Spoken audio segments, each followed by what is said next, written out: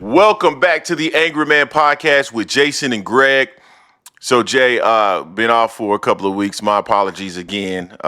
You know what it is, but there's been some family emergency type stuff going on here at the White household. So I had to attend to that. But now I am back once again. We are back and we are about to jump into this boxing content. So Jay, I saw a video yesterday. I think you and I talked about it a little bit, and it was something interesting that Jermall Charlo had to say, and it's something that I have expressed on this channel on multiple occasions, specifically on our live stream 4 p.m. Eastern Standard Time every Sunday except the last two.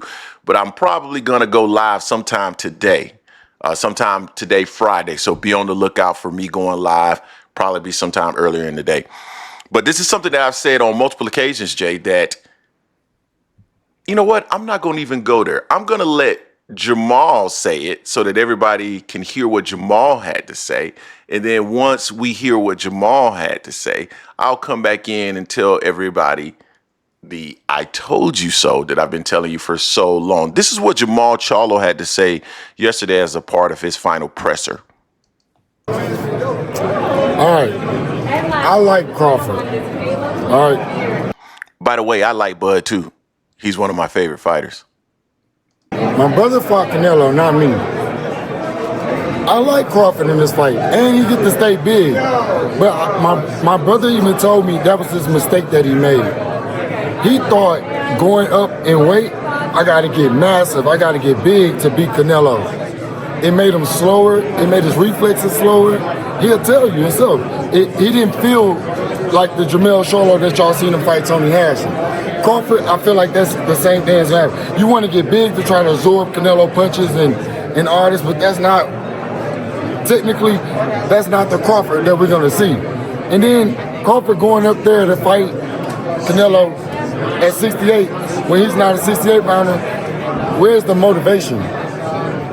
Y'all got to think about it like Big for Crawford. You heard somebody in the background say, big facts. This is what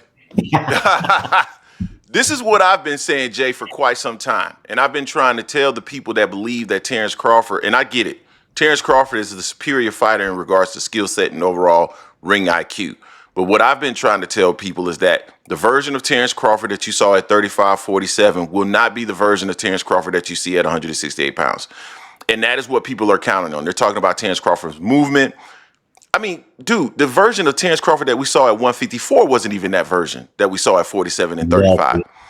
So I've been trying to tell people that's not the version of Terence Crawford you're going to see. You're going to see a slower Terence Crawford. You're going to see a heavier Terence Crawford. You're going to see one that doesn't have the same impact in terms of punching power when he gets in the ring with Canelo Alvarez. It will be a different Terence Crawford, period. End of story. So when we say that, all of a sudden we are haters. We don't like Terence Crawford. I've had people come on the channel in the comment section and go so far as to say that we're hating on the black man. How could you pick the black man or to pick the Mexican man over the black man? When we don't do all that racial type of tension type of stuff on this channel. If there's definitely a specific channel that if you want to hear about those types of things and talking about race wars and all that stuff, you should go to that channel if you want to talk about that. Here we're going to talk about things that are actual and factual and logical and tangible. And I believe Terence Crawford will not be the same version of Terence Crawford that we've seen in the past. And that could possibly be his undoing. Now, we see a lot of people that are supporting Terence Crawford, believing that Terence Crawford has a chance to win. We've seen that from trainers, specifically out of Philadelphia. So we'll see what ends up happening. But, Jay, what's your thoughts on what Maul had to say in regards to the potential of Terence Crawford moving up and not necessarily being the same fighter? I mean, it's just, to me, it's just common sense. If you take away what you like about your favorite fighter, you can actually just see it as a rational and logical standpoint. You understand that. Same thing with Roy Jones Jr. when he went up to heavyweight. He wasn't super fast. He was faster than John Ruiz because John Ruiz is just slow. But again, Roy didn't go up to fight a Lennox Lewis at the time. It wouldn't have happened. You know, so I mean, you moving up 3 weight classes, and I saw a picture. I think Bud showed his weight about a month ago. He was weighing in the 180s or low 190s, 180s, something like that. So just because you walk around, that's not your fighting weight. You feel different when you're at your fighting weight. You know, and people acting like the fight with Majumov never happened last year. We saw him add only one weight class up from 147. He looked slower. He didn't look like the same Bud to me. People were questioning that because some of the main Bud fans in our Discord were just like, I don't know. You know who I'm talking about too. You know who I'm talking about in Discord. Mm-hmm. They were worried a little bit. But what gave them some hope was seeing Canelo versus Skull. Skull is not Bud Crawford. They're not the same. He has intangible, but didn't have height and range, and he's more youthful. He moves. That's not what Bud does. To Jermall's point, when you gain weight, you're gonna move. You're gonna be slower. He's going up 3 weight classes. I don't care. He fought at 154 last year. It was one fight. He's going to essentially 3 weight classes to go up there. Something's got to give. Even the great Bud Crawford has some things that's going to give on him because he's getting older. He's 36 now, 37 as well. 37, I think. I think he's 37. A lot of factors going against. So I'm not saying Canelo's this world, but Canelo's 23 years old, anything like that. But Canelo's the one that's used to being at that weight, taking punches, giving punches, and things of that nature there. The issue is going to be if Bud slows down, what's going to happen when he takes a shot from Canelo and things of that nature there.